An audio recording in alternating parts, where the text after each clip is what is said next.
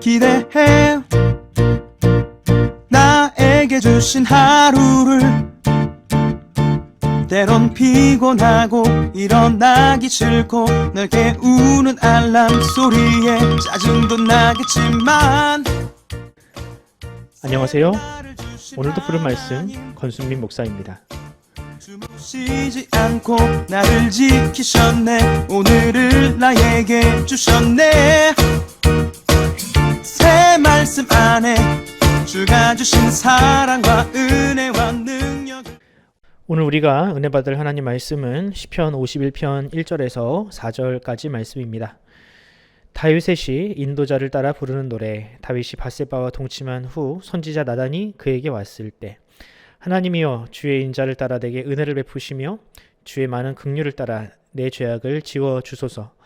나의 죄악을 말갛게 씻으시며 나의 죄를 깨끗이 제하소서.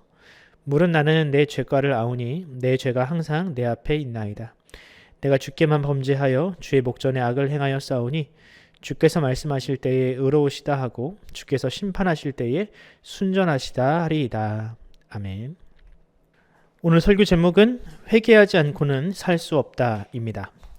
이제 조금 있으면 우리나라에 큰 선거가 있습니다. 우리나라를 대표하는 두 도시인 서울과 부산의 시장을 뽑는 보궐선거가 그것인데요. 이제 임기가 1년밖에 남지 않은 그 두 자리를 놓고 여야가 정말 엄청난 신경전을 벌이고 있습니다. 우리나라 사람이라면 왜 그 자리가 공석이 되었는지를 잘 알고 있습니다. 전임 시장들의 성추문이 바로 그 원인이죠. 그 결과 한 명은 자의반 타의반으로 그 자리에서 내려왔고, 또 한 명은 지금은 이 세상 사람이 아닙니다. 이 현상은 우리나라에만 있는 것은 아니더라고요. 역사적으로 수많은 인사들이 부도덕한 과거가 드러나 큰 망신을 당했습니다. 클린턴 대통령은 임기를 잘 채우고도 르윈스킨 스캔들로 인하여 조기에 레임덕을 겪어야 했고요. 수많은 가수와 탤런트들이 철없을 때 저지른 일들로 인하여 대중들에게 버림을 받아야 했습니다. 그런데 어쩌다가 그 지경에 이르렀을까? 평소에는 성인군자처럼 살던 사람이 막강한 지위와 권한이 주어지면 여성을 성적인 대상으로 유린하는 그런 폭군이 되는 이런 현상을 부르는 용어가 있었습니다. 바로 밧세바 증후군입니다. 근데 사실 저는 이 말이 마음에 안 드는 게, 밧세바는 피해자인데 그 부정적인 현상에 그녀의 이름이 들어가는 것이 옳지 않다라고 생각을 합니다. 그래서 저는 차라리 다윗 증후군이다라고 부르는 게 어떨까 싶습니다. 다윗은 성경이 기억하는 가장 위대한 왕이자 또 장차 오실 메시아의 모형으로서 여겨지는 인물입니다. 하지만 반대로 그는 성경에서 가장 악한 범죄를 저지른 사람이기도 합니다. 십계명은 살인과 간음을 금지하고 있는데 또 이웃의 아내를 탐내지 말라고 하였건만 그는 이 모든 죄를 섭렵했습니다. 충신의 아내를 정욕의 눈이 어두워 취한 것도 모자라 그 일이 들통나는 것이 두려워 죄 없는 사람을 사지로 몰아 넣었습니다. 그러다가 그는 나단 선지자를 통해 이 천둥과 같은 하나님의 음성을 들었고 이후에 바닥에 납작 엎드려 회개하게 되었습니다. 다윗의 죄는 손가락질받아 마땅한 죄입니다. 하지만 차마 우리가 그에게 마음껏 손가락질하지 못하는 이유는 우리도 다른 사람들에게 들키지만 않았을 뿐 그에 못지않은 죄인이기 때문이 아닐까요? 그런 의미에서 다윗의 회개가 담긴 오늘 본문은 우리에게 너무나도 큰 유익이 있습니다. 오늘 본문을 통해 하나님 앞에 우리가 어떤 죄인인지, 그리고 참으로 회개하는 자가 지켜야 할 삶의 모양은 어떤 것인지 살펴보도록 하겠습니다. 다윗의 인생을 쭉 살펴보면 그의 인생에 참으로 위험한 시절들이 많았음을 알 수 있습니다. 사울에게 쫓기거나 부하나 자식에게 배신을 당하는 등의 참혹한 일들이 많았습니다. 하지만 그럴 때마다 다윗은 늘 의연하게 대처하고 하나님을 의지하며 모든 위기를 헤쳐나갔습니다. 시편을 보면 그런 위기 속에서도 늘 감사의 조건을 찾아 하나님을 찬양했던 그런 내용들이 참 많습니다. 그가 그렇게 위기 속에서도 하나님을 찬양했던 이유는 무엇일까? 자신은 하나님의 편에 있고 다윗의 적들은 하나님의 심판을 받을 것을 믿고 있었기 때문입니다. 그런데 지금 다윗은 밧세바를 강간한 죄로 말미암아 이제는 하나님과 원수가 되었습니다. 이제는 더 이상 자신의 죄로 말미암아 하나님의 보호를 기대할 수 없게 되었습니다. 그에게는 사울처럼 자신도 그렇게 버림받고 구원마저도 빼앗길지도 모른다는 그런 두려움과 죄책감이 그를 엄습하기 시작했습니다. 다윗에게 이것이 얼마나 생소한 느낌이었겠습니까? 오늘 본문을 천천히 묵상해 보면 그런 다윗의 절박함이 그대로 느껴집니다. 사실 저는 이 대목에서 죄를 짓고도 무감각한 사람들이 참 많은데 다윗은 그래도 자신의 죄를 민감하게 느끼고 또 두려워하고 있다라는 자체만으로도 그의 신앙을 반증한다라고 생각을 합니다. 그런데 비록 심각한 죄를 지었지만 그럼에도 다윗의 신앙을 위대하다 평가할 수 있는 것은 이 죄를 범한 이후에 다윗의 반응이라 할 수 있습니다. 다윗이나 사울이나 모두가 다 하나님 앞에 똑같은 죄를 지었습니다. 하지만 다윗이 사울과 달랐던 본질적인 차이는 그가 그 죄악의 깊은 심연에서 포기하지 않았다라는 점입니다. 그는 자신을 시궁창에 빠뜨린 그 죄를 과감하게 직면합니다. 자신이 저지른 죄를 인정하고 그 죄를 낱낱이 캐어서 하나님께 고백하고 있습니다. 오늘 시편을 보면 다윗은 보통의 죄인들이 그러하듯 자신의 죄를 단편적으로 규정하지 않습니다. 오히려 철저하게 죄를 확장하고 있습니다. 죄를 축소하지 않고 확장하고 있습니다. 한글은 모두가 다 죄라고 번역을 했지만 원문을 보면 다윗은 자신의 죄를 총 3가지로 이야기를 합니다. 1절의 죄악이라는 단어에 있는 히브리어는 페샤라는 단어로, 또 2절은 아온이라는 단어로, 또 2절의 후반부의 죄는 하타트라는 단어로 모두가 다 다른 죄과로 이렇게 의미로 쓰이고 있습니다. 다 뜻이 다릅니다. 1절에 있는 페샤는 반역하다라는 의미가 있고요. 또 2절 초반부에 있는 아오는 잘못된 행동을 의미하고, 또 하타트는 하나님의 뜻에서 벗어나 길을 잃어버렸다라는 뜻으로 번역할 수 있습니다. 바로 하마르티아와 같은 뜻이죠. 이 모든 단어를 조합해보면 자신은 지금 하나님께 반역을 한 반역자이고 하나님의 원하시는 뜻을 벗어난 행악자라는 뜻을 지금 다윗은 고백하고 있습니다.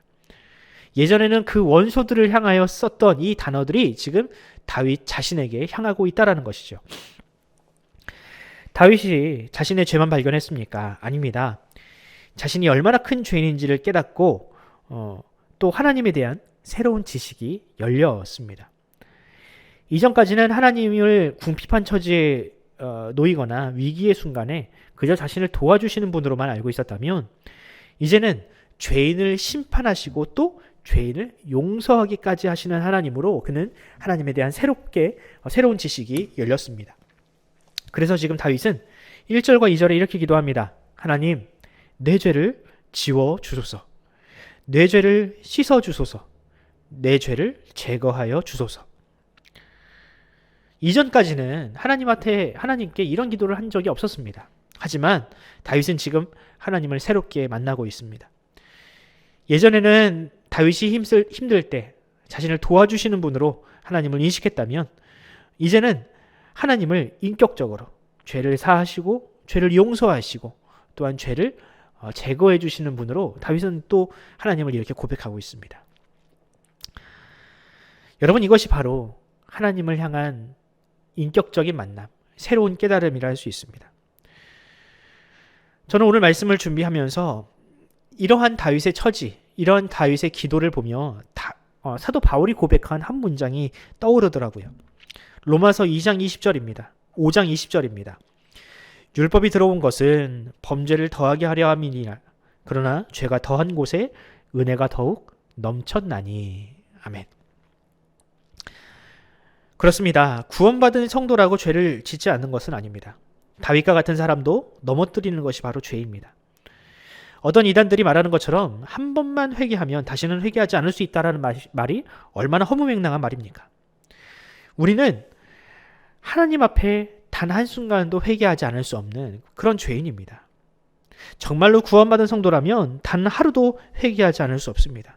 왜냐하면 그가 정말로 하나님을 만났다면, 그가 정말로 하나님께서 어떤 분이신 줄 알았다면 자신이 어떤 죄인인지를 더욱 명확하게 깨닫기 때문이죠. 다윗처럼 자신의 죄를 깨달았을 때 하나님에 대한 새로운 지식이 열렸던 것처럼 우리도 역시 마찬가지로 정말로 하나님을 만났다면 하나님 앞에 우리의 죄를 회개할 수밖에 없다라는 사실이죠. 사도 바울의 고백을 기억하시기 바랍니다. 내가 죄인 중에 괴수로다.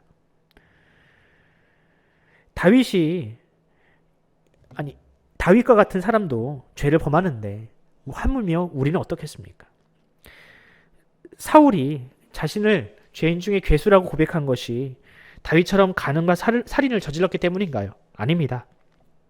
그저 하나님께 한 걸음 더 다가갈수록 하나님의 거룩한 빛으로 인하여 자신의 죄악됨이, 그 어두움이 새롭게 깨달아졌기 때문에 그는 그런 고백을 할 수밖에 없었습니다.